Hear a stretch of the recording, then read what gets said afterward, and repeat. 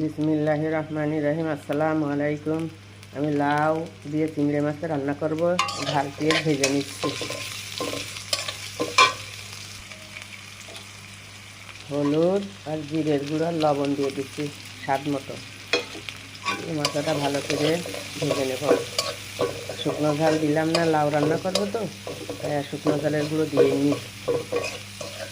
মশলাগুলো আমি ভালো করে ভেজে নেব। মশলা ভালো করে ভাজা হয়ে গেছে, এবার আমি চিংড়ি মাছগুলো দিয়ে দেবো।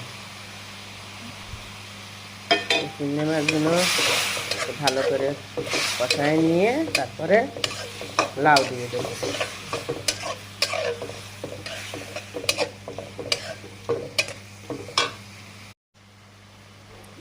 চিংড়ি মাছগুলো কষানো হয়ে গেছে, এবার আমি লাউগুলো দিয়ে দিচ্ছি। উঠে রেখেছিলাম, লাউগুলো ভালো করে একটু নাড়াচাড়া করে কষিয়ে নিয়ে একেবারে ঝোলের পানি দিয়ে দেবো।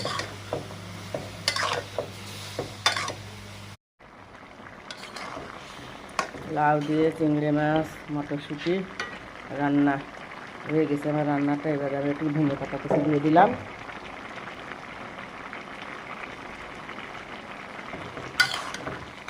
রান্নাটা কেমন হলো সবাই কমেন্টে জানাবেন। সবাই একটু লাইক কমেন্ট শেয়ার করবেন।